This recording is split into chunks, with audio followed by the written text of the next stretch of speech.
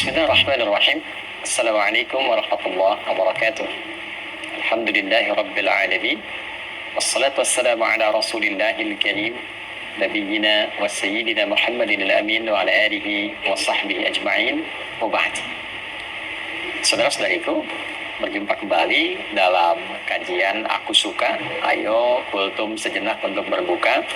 Semoga sampai detik ini kita senantiasa dinaungi oleh rahmat Allah Subhanahu wa taala yang menjadikan kita semakin bergembira dan semangat menunaikan ibadah puasa Ramadan, sekaligus mengisi setiap waktunya dengan meningkatkan berbagai macam amal soleh yang mampu kita optimalkan. Di atas semua itu, semoga Allah Subhanahu wa taala berkenan menerima seluruh rangkaian ibadah yang kita tunaikan setidaknya sampai detik ini. Teman-teman, di antara menu ibadah Ramadan ada yang diwajibkan fardu, ada yang disunnahkan, dituntun untuk memberikan kelengkapan, kemuliaan yang bisa kita raih, sekaligus tambahan pahala yang mampu kita dapatkan. Di antara ibadah sunnah itu adalah ibadah yang dikerjakan di waktu sahar, waktu singkat menjelang fajar. Kurang lebih kisaran 15-30 menit menjelang fajar.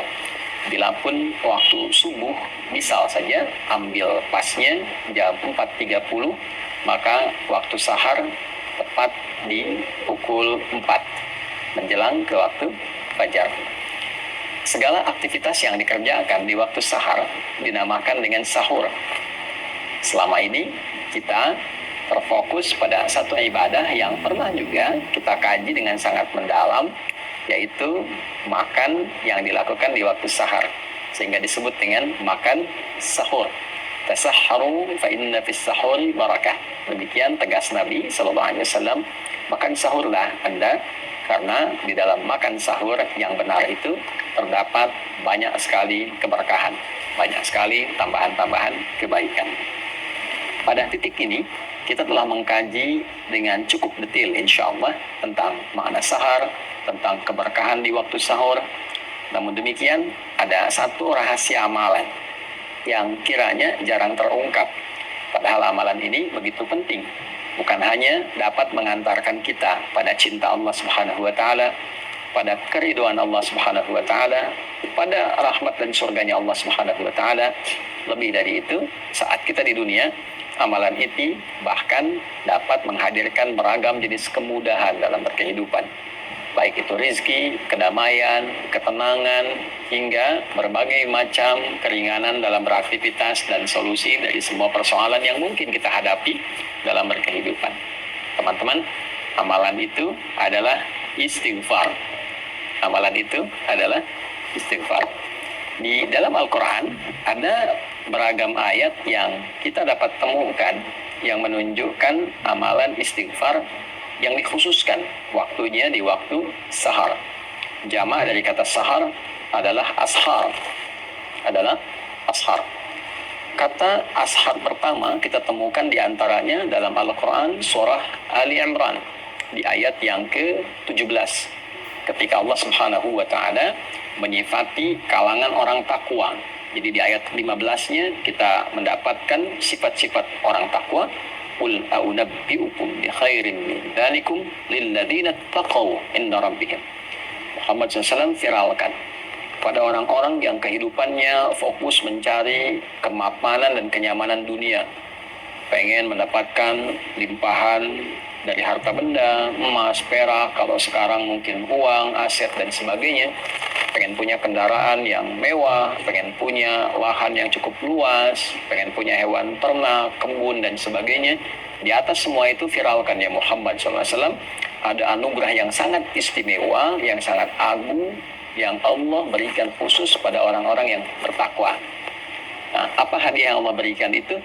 Ya, ada jannah berupa surga yang dihiasi dengan keindahan yang sangat sempurna, pasangan-pasangan yang sangat serasi, dan yang paling tinggi adalah keridhaan Allah Subhanahu wa taala. Kalau Allah sudah ridho, semua akses dibuka, langit dan bumi dibuka. Ya, untuk siapa orang-orang itu? Ya, diantaranya adalah orang-orang yang disifati oleh Allah Subhanahu wa taala dengan kata ibad. yang ibadahnya sangat luar biasa, yang pendekatan kepada Allahnya luar biasa. Dan di ayat ke-16 disebutkan komitmen orang ini sampai berkata, mereka memohon kepada Allah ampunan yang pertama kali.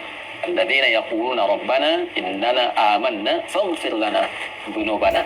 Ya Allah, kami berikrar bahwa kami beriman kepadamu, maka dengan iman ini mohon ampuni dosa-dosa kami. Ya, ampuni dosa-dosa kami. Jadi yang didahulukan oleh Allah ternyata amalannya adalah permohonan ampunan. Nah, ketika mereka ingin mempraktekkan itu, di ayat ke-17-nya disifatilah dan digabungkan sifat ini dengan 4 amalan utama. As-sabirina, was-sadiqina, wal-qanitina, wal-munfiqina. 4. Yang kelima, wal-mustaghfirina bil ashar.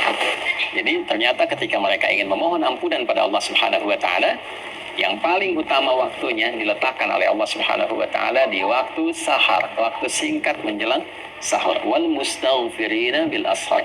Ada orang-orang takwa yang diantara agenda berkehidupan mereka khususkan waktu sahar itu sebagiannya untuk khusus memohon ampunan Allah Subhanahu wa taala. Mereka khusus untuk istighfar di dalamnya, ya.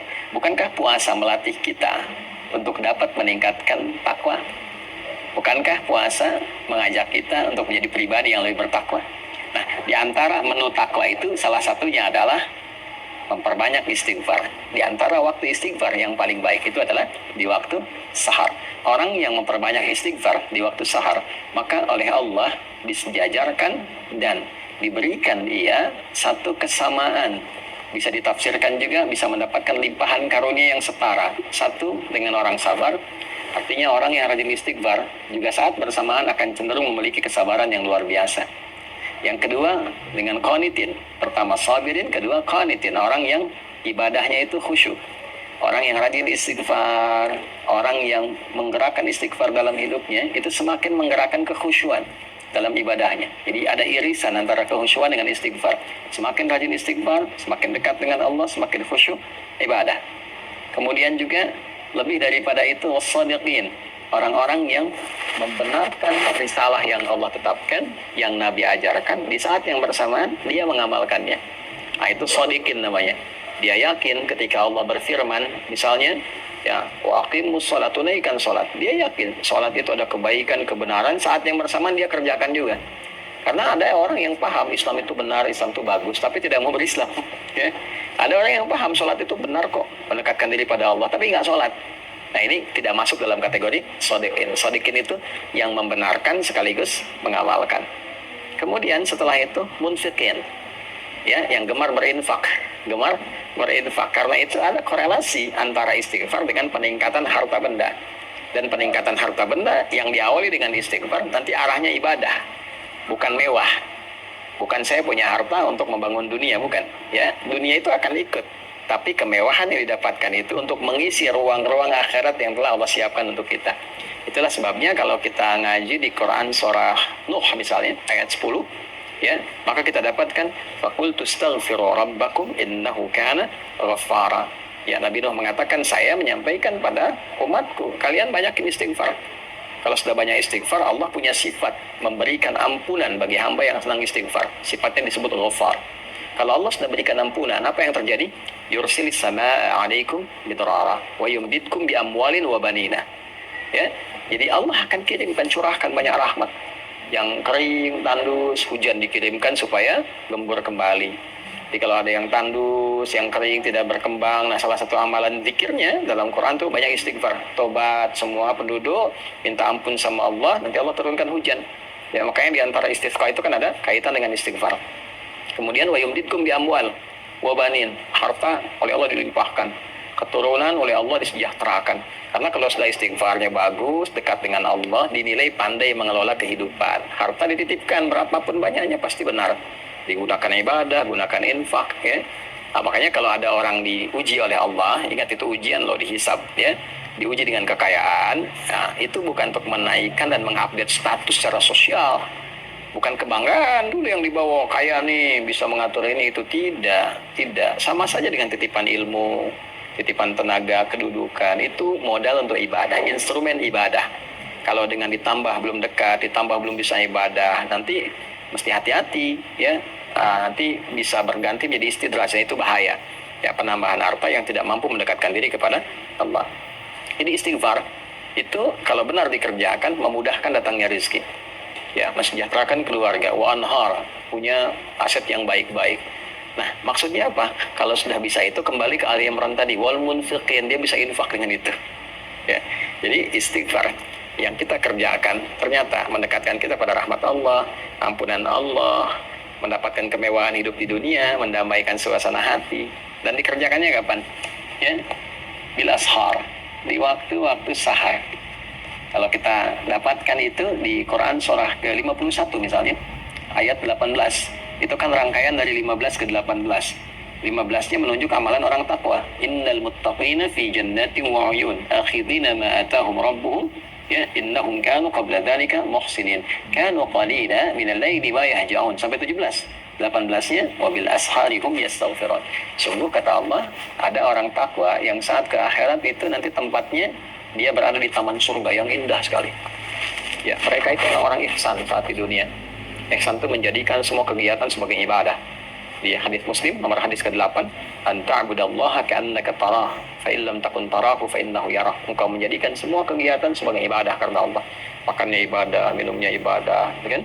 Kemudian juga bekerjanya sebagai ibadah. Jadi hukum Allah dijaga karena ibadah. Ya, kalau kerja nggak korupsi, nggak nyogok, kalau kuliah ujian nggak nyontek, gitu kan? Perbaiki diri dengan baik. Nah, apa cirinya orang ini? Ternyata yang pertama, kanu qalilan minal laili ma yahja'un. Mereka itu satu berlatih dengan banyak tahajud. Ya. Nah, puasa melatih kita malamnya bangun kan? Tarawih itu kan latihan dasar untuk bisa tahajud malamnya. Lalu dari malam itu ke tahajud, selesai tiba sahar, setelah itu kan tiba fajar. Nah, di sahar wabil ashari hum yastaghfirun. Mereka mengkhususkan waktu sahar itu ya untuk istighfar. Nah, ternyata puasa la'allakum tattaqun meningkatkan kekuatan takwa kita. Di antara amalan takwa itu adalah sholat malam dan istighfar di waktu sahar. Jadi kesimpulannya teman-teman sekalian, sahur itu ada banyak keberkahan yang bisa diraih. Di antaranya makan sebagai sunnah Nabi Sallallahu Alaihi Wasallam. Bagi orang-orang yang menginginkan lebih, sahur plus. Apa plusnya? Ya, plusnya adalah mengisi ruang-ruang di waktu sahur dengan istighfar. Setelah sahur, sambil menunggu waktu subuh tiba, perbanyak istighfar dengan cara yang benar, dengan tulus minta ampun sama Allah, ingat-ingat dosa. Kalau bisa nih diurutkan masih panjang Ramadan, insya Allah ke depan ya, masih ada waktu yang sangat cukup. Hari pertama untuk istighfari pikiran yang kadang-kadang kurang tepat, istighfari telinga yang salah dengar, istighfari mata yang salah melihat, lisan sampai ke ujung kaki, sampai kita merasakan kenikmatan dengan istighfar itu, yang dengan itu menjaga semua organ tubuh kita untuk bersikap mulia. Ya, berhasilnya itu bisa nampak dengan perubahan yang terjadi di organ tubuh ini. Lisan yang diistighfari keluarnya lembut, baik, sopan. Telinga yang diistighfari ya keluar hasilnya itu mendengarnya yang baik-baik. Pada yang tidak baik rasanya sudah kurang nyaman. Gitu ya. Nah, demikian sampai ke ujung kaki kita, sampai kita menjadi bagian insya Allah ibadah rahman hamba Allah yang disayang oleh Allah Subhanahu wa Ta'ala. Nah, itulah bagian dari kegiatan-kegiatan yang bisa kita isi selama Ramadan yang selama ini mungkin tidak banyak viral di kalangan masyarakat. Ya, jadi kalau teman-teman ingin mengisi ruang-ruang di waktu sahur yang saat itu dosa bisa diampuni, rezeki bisa dimudahkan, hati didamaikan, dan pulang mendapatkan jaminan ridha Allah Subhanahu wa Ta'ala sebagai anugerah teragung yang Allah siapkan. Tentu kalau sudah Allah ridha, surga menanti dengan segala kenikmatannya yang seperti Allah janjikan. Istighfar di waktu sahar. Astaghfirullahaladzim, astaghfirullahaladzim, astaghfirullahaladzim, alladzi la ilaha illa huwal hayyul qayyum wa atubu ilaih. Saya mohon ampun ya Allah, saya mohon ampun ya Allah. Ya Allah, Engkau Tuhan satu-satunya aku sembah, aku pertuhankan, yang selalu tidak pernah putus mengawasi dan memberikan rahmat-Mu kepadaku. Aku mohon ampun selama ini banyak berbuat salah, berbuat dosa, melanggar ketentuan. Ampuni dosa aku ya Allah. Minta ampun, minta ampun. Mudah-mudahan dengan itu berkah hidup kita terjaga dari berbagai hal yang tidak Allah sukai. Semoga Allah menerima amalan kita dan memberikan kemampuan kepada kita untuk mengamalkan apa yang telah kita pelajari. Subhanakallahumma rabbana wa bihamdika asyhadu an la ilaha illa anta nastaghfiruka wa natubu ilaik. وجعلنا من عبادك المستغفرين وجعلنا من عبادك المتقين وآخر دعوانا أن الحمد لله رب العالمين Adi Hidayat, Mira. Assalamualaikum warahmatullahi wabarakatuh.